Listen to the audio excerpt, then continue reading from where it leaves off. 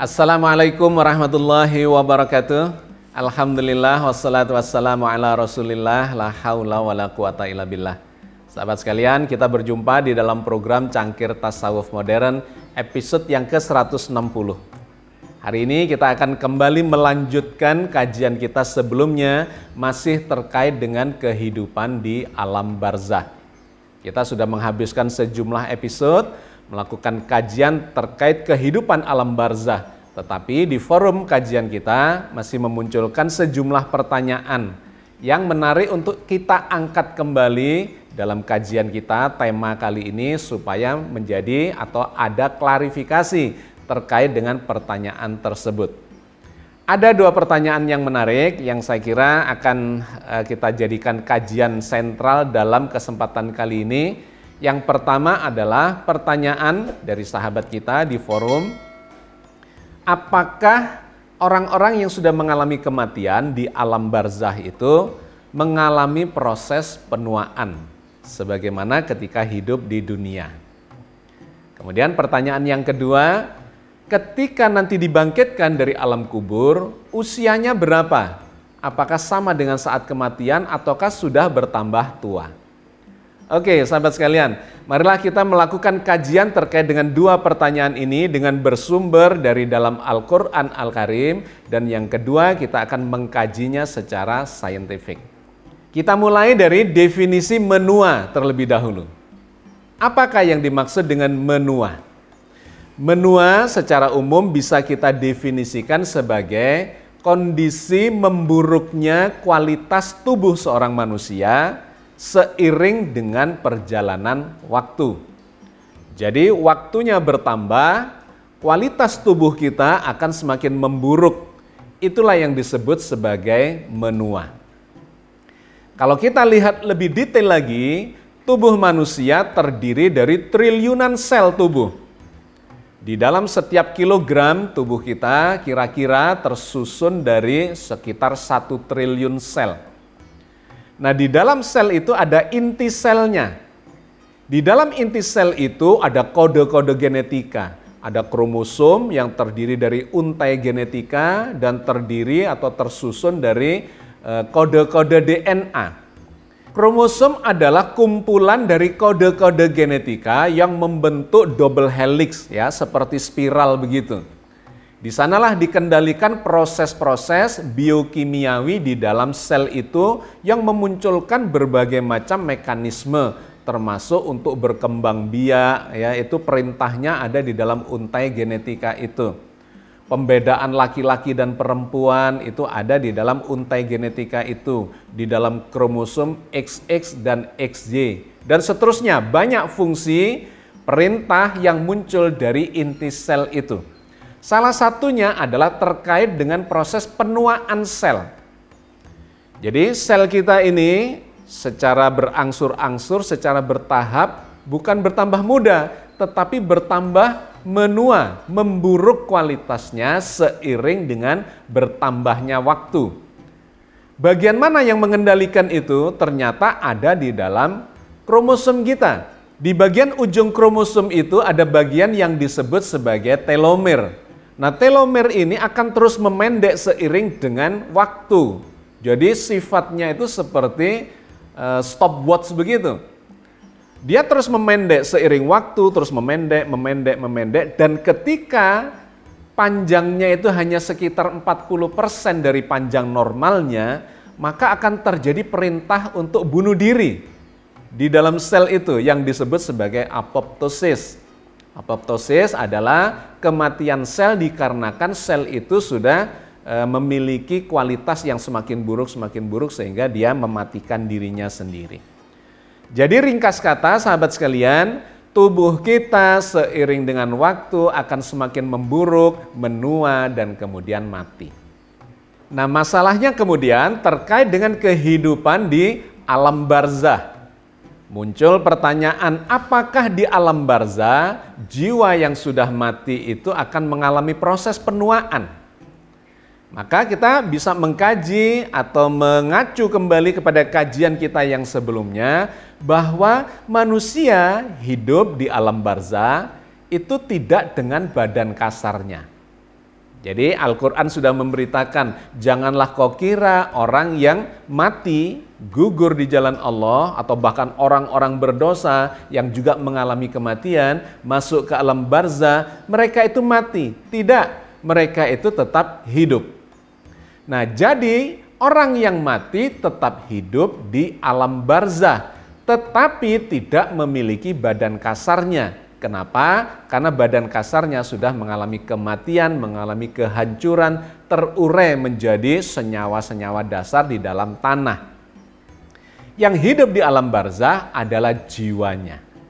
Nah, apa itu jiwa? Kita sudah membahas di episode yang lalu. Poin pentingnya adalah bisa disetarakan dengan badan halus, badan energial, bukan badan material, tapi badan energial. Badan gelombang. Nah, apakah badan gelombang, badan energial ini bisa mengalami proses penuaan?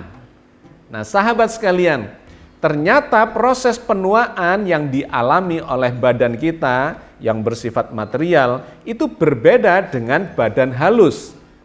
Dua-duanya memang mengalami proses penuaan dikarenakan segala yang ada di jagat raya ini, alam semesta dan segala isinya memang terikat oleh ruang dan waktu. Jadi apapun bentuknya benda ataupun energi atau apapun yang ada di alam semesta itu terikat oleh waktu. Waktu bergerak maka akan terjadi proses penuaan. Nah, masalahnya seberapa cepat penuaan itu terjadi. Ternyata itu bisa berbeda-beda. Pada setiap benda bisa berbeda, pada setiap kondisi yang berbeda juga akan terjadi perbedaan, dan di alam yang berbeda ternyata juga akan mengalami proses kecepatan penuaan yang berbeda pula. Secara saintifik ada 3 hal yang menyebabkan perbedaan kondisi itu. Yang pertama adalah terkait dengan waktu itu sendiri. Jagat raya ini memiliki waktu yang terus berubah. Dulu ada waktu ke 0, kemudian bertambah, sekarang jagat raya usianya sudah belasan miliar tahun. Kalau seandainya waktu itu berhenti, maka tidak akan terjadi proses penuaan apapun di jagat raya ini. Alam semesta statis dan seluruh isinya juga statis, waktunya tidak bergerak, maka tidak ada perubahan atau proses memburuknya kualitas jagat raya beserta segala isinya, termasuk tidak ada penuaan yang terjadi pada tubuh kita. 1, terkait dengan dinamika waktu itu sendiri. Yang kedua, terkait dengan sesuatu benda misalnya yang ada di dalam waktu itu. Waktunya bergerak, tetapi benda itu apa? Dan bagaimana kondisinya, itu akan menentukan seberapa cepat dia akan mengalami penuaan. Secara fisika digambarkan, sebuah benda ketika dia bergerak dengan kecepatan lambat, dan benda bergerak dengan kecepatan tinggi mendekati kecepatan cahaya, maka waktunya akan berjalan secara berbeda. Bahwa waktu alam semesta bergerak berdinamika, iya. Tetapi ternyata pengaruhnya akan terjadi berbeda pada benda-benda yang bergerak dengan lambat atau yang bergerak dengan cepat. Ketika benda itu bergerak dengan cepat, semakin cepat dan mendekati kecepatan cahaya, maka waktunya akan mulur menjadi lambat bagi sesuatu yang bergerak cepat. Anda bisa membayangkan misalnya dalam sebuah film science fiction, ada superhero namanya The Flash. Ketika Flash itu ya superhero itu bergerak dengan kecepatan kilat, maka peristiwa yang ada di luar dia itu seperti bergerak lambat. Kenapa? Karena dia bisa bergerak cepat, misalnya mengambil benda-benda ya dengan kecepatan tinggi. Di luarnya orang belum bergerak, dia sudah bergerak dengan kecepatan tinggi. Sehingga bagi yang bergerak dengan kecepatan tinggi ini, waktunya akan menjadi lebih panjang. 1 menitnya itu kira-kira setara dengan beberapa jam atau waktu yang panjang bagi orang yang di luar dirinya. Orang mengerjakan dengan lambat, dia bisa mengerjakan dengan cepat. Ringkas kata, bagi sesuatu yang bergerak dengan cepat, maka dia akan bisa menyelesaikan berbagai macam peristiwa dengan kecepatan tinggi, sementara yang di luar dirinya itu akan berjalan dengan lambat. Oke, sahabat sekalian, saya cuma ingin mengatakan bahwa benda yang bergerak dengan lambat dan benda yang bergerak dengan cepat, proses penuaannya akan berjalan secara berbeda. Yang ketiga, selain pergerakan benda itu adalah dimensi atau alam yang ditempati oleh benda itu. Di dalam fisika modern kita mengenal mengarah kepada keberadaan dimensi-dimensi alam semesta yang berbeda-beda, bertingkat-tingkat semakin tinggi, yang dikenal sebagai multiverse. Di mana di dalam teori membran atau M-teori dikenal adanya alam berdimensi 3, berdimensi 4, 5, 6 sampai berdimensi 11. Alam yang berdimensi tinggi itu memiliki gravitasi yang lebih berat dikarenakan jagat raya ini melengkung ya. Kalau kita punya lembaran, misalnya sebuah lembaran kertas katakanlah begitu, kemudian dia ditarik oleh gravitasi di dekat lembaran itu, maka kertas itu akan melengkung membentuk ruangan. Lembaran adalah luasan berdimensi 2, tetapi ketika dia melengkung dia akan membentuk dimensi 3. Artinya di alam yang berdimensi tinggi itu ada sebuah gravitasi yang lebih besar dibandingkan alam yang berdimensi lebih rendah. Nah, ternyata semakin tinggi gravitasinya, maka waktunya akan berjalan melambat. Di daerah, di kawasan di mana misalnya ada gravitasi yang sangat besar, katakanlah di bintang neutron atau di black hole misalnya, maka di sekitarnya itu akan terjadi perlambatan pergerakan waktu. Oke, sahabat sekalian, secara ringkas saya cuma ingin mengatakan bahwa di alam yang berdimensi tinggi, waktu akan bergerak lebih lambat. Oke, berdasarkan 3 hal ini, bahwa waktu tetap berjalan, kemudian yang kedua, ketika benda bergerak dengan kecepatan tinggi, waktunya akan melambat, ya relatif akan mulur waktunya. Dan yang ketiga, di alam yang berdimensi tinggi, waktu juga akan mulur, akan melambat. Maka dengan cara ini atau dengan rujukan ini kita bisa melakukan kajian terhadap kehidupan di alam barzah itu. Manusia di alam barzah tidak lagi hidup dengan badannya. Tidak badan material, tetapi badan halus yang bersifat energial. Tentu saja jauh lebih ringan dan memiliki tingkat kecepatan pergerakan yang berbeda dengan benda-benda yang bersifat material. Maka dari sisi pergerakan itu kita bisa membayangkan badan halus manusia yang ada di alam barzah itu akan memiliki kecepatan yang lebih tinggi dibandingkan dengan kecepatan benda atau badan yang material.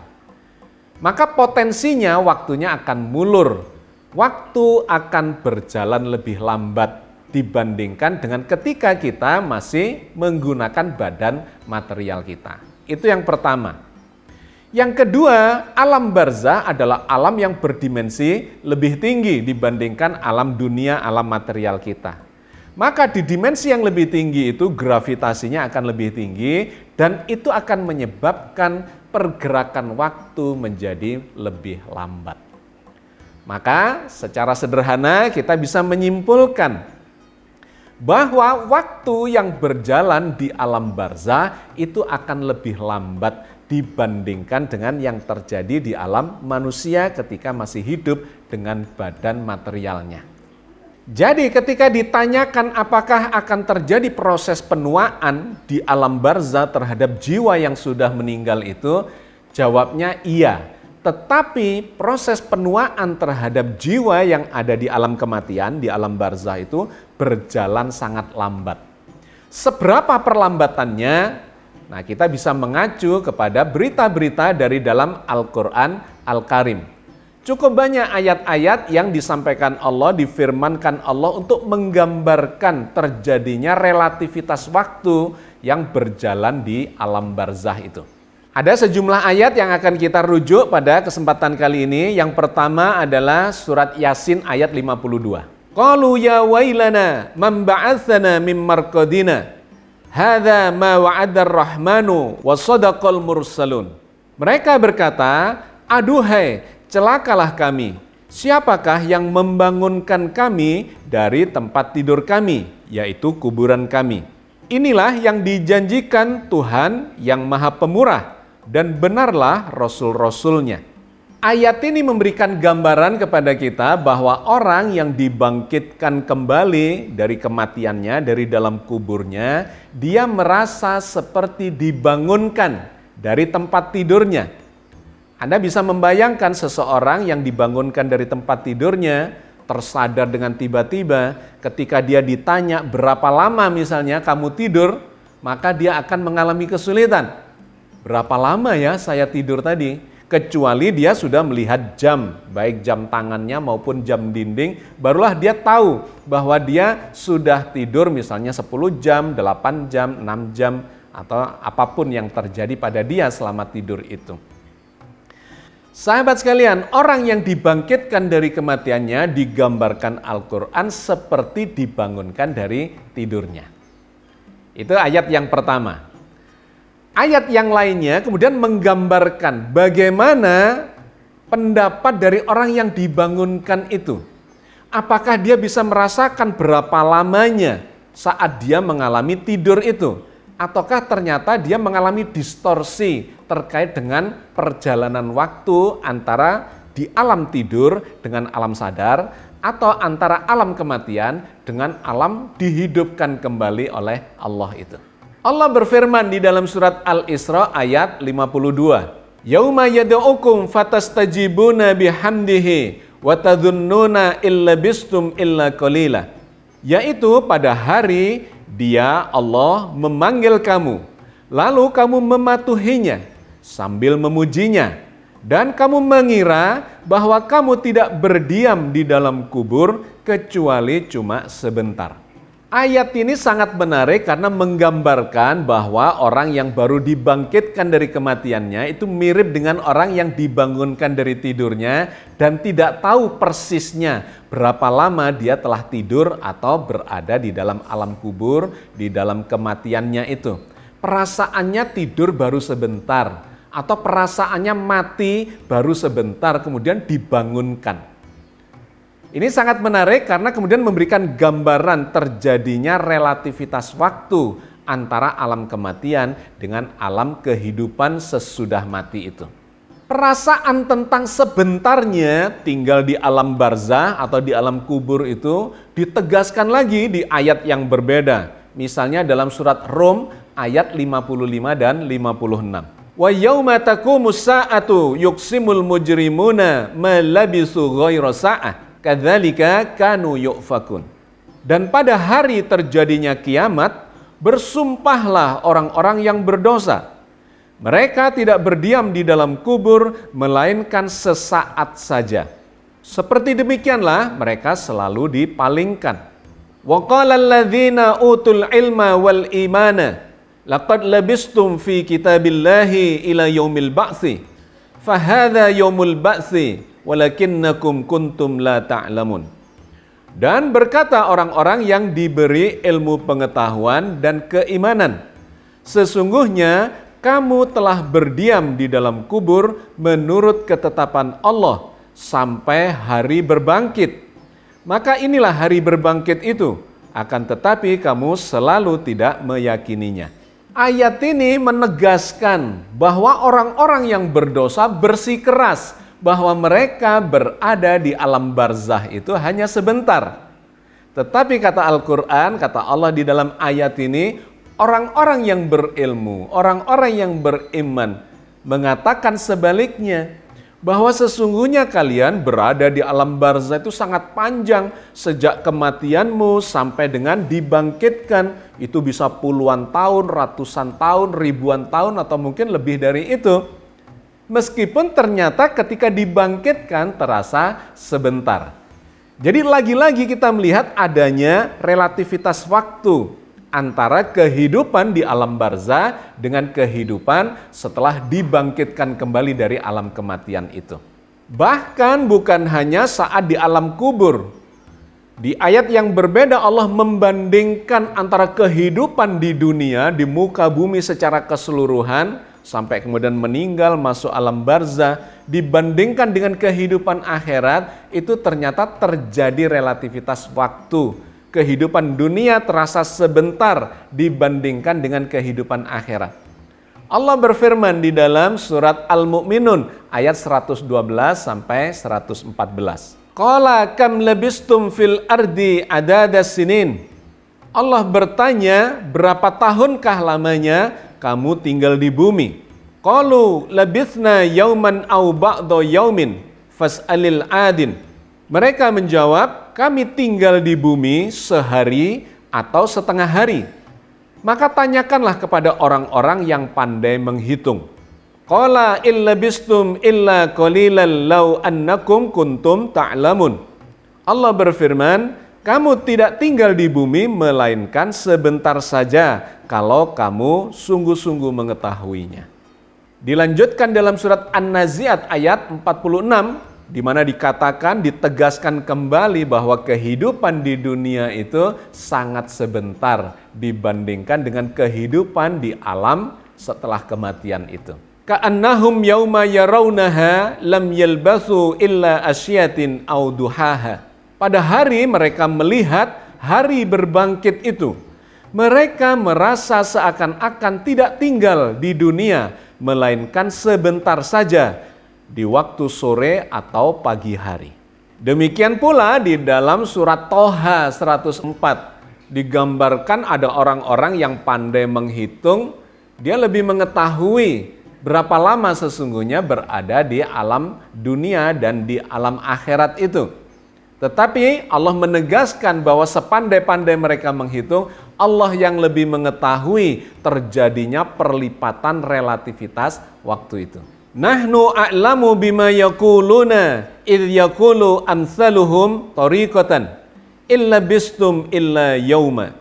Kami lebih mengetahui apa yang mereka katakan ketika berkata orang-orang yang paling lurus jalannya di antara mereka, kamu tidak berdiam di dunia melainkan hanyalah sehari saja.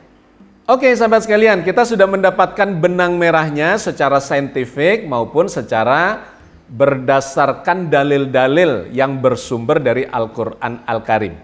Bahwa secara saintifik diakui waktu itu bisa mengalami relativitas, bergantung pada beberapa hal. Di antaranya adalah satu, terkait dengan kecepatan pengamat atau sebuah benda yang bergerak di dalam ruang dan waktu itu.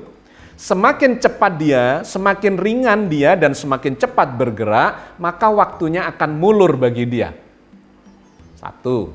Yang kedua, ketika sebuah benda atau pengamat berada di alam berdimensi tinggi, di mana gravitasinya semakin besar, juga akan terjadi perlambatan waktu. Secara saintifik ini dibenarkan. Dan ketika kita kaitkan dengan kehidupan di alam barzah, maka kita mendapati bahwa jiwa manusia itu adalah badan halus yang lebih ringan dari badan material. Dan yang kedua, hidup di alam barzah berarti hidup di dimensi yang lebih tinggi. Maka ketika kita rujuk ke dalam Al-Quran, ternyata Al-Quran juga membenarkan orang-orang yang berada di alam barzah itu akan mengalami relativitas waktu. Sehingga di alam barzah itu terasa jauh lebih pendek dibandingkan dengan kehidupan sesudah alam kematian itu. Bahwa di alam barzah atau bahkan di dunia, di bumi ini, sudah hidup ribuan tahun pun ternyata terasa cuma sekitar 1 hari atau setengah hari belaka. Bahkan di sebuah ayat digambarkan cuma sesaat saja. Nah, yang demikian ini ditegaskan oleh Allah di ayat yang berbeda, bahwa memang terjadi perbedaan itu, terjadi relativitas waktu. Misalnya dikatakan oleh Allah, sehari itu kurang lebih seperti 1000 tahun lamanya. Di dalam surat Al-Hajj ayat 47 Allah berfirman tentang itu. Wa inna yauman 'inda rabbika ka alfi sanatin mimma ta'uddun. Sesungguhnya sehari di sisi Tuhanmu adalah seperti 1000 tahun menurut perhitunganmu. Ayat ini memberikan gambaran analogi kepada kita bahwa sehari di sisi Allah dalam kehidupan akhirat nanti setelah dibangkitkan itu bagaikan 1000 tahun dalam perhitungan duniawi kita. Jadi ini sebuah analogi yang tidak persis sama, tetapi digambarkan seperti 1000 tahun dalam perhitungan kita. Tetapi di ayat yang berbeda Allah menggambarkan dengan kalimat yang lebih tegas lagi. Sehari bukan seperti 1000 tahun, melainkan sehari yang kadarnya 50.000 tahun. Itu Allah gambarkan di dalam surat Al-Ma'arij ayat 4. Ta'rujul malaikatu warruhu ilaihi fi yaumin kana miqdaruhu khamsina alfasana. Malaikat-malaikat dan Jibril naik menghadap kepada Tuhan dalam sehari yang kadarnya 50.000 tahun. Ayat ini menginformasikan dengan lebih tepat, dengan lebih fix bahwa satu hari itu bisa setara dengan 50.000 tahun. Yaitu ketika para malaikat dan Jibril bergerak dengan kecepatan tinggi menuju alam yang lebih tinggi. Dari langit yang pertama, langit kedua, sampai langit yang ketujuh.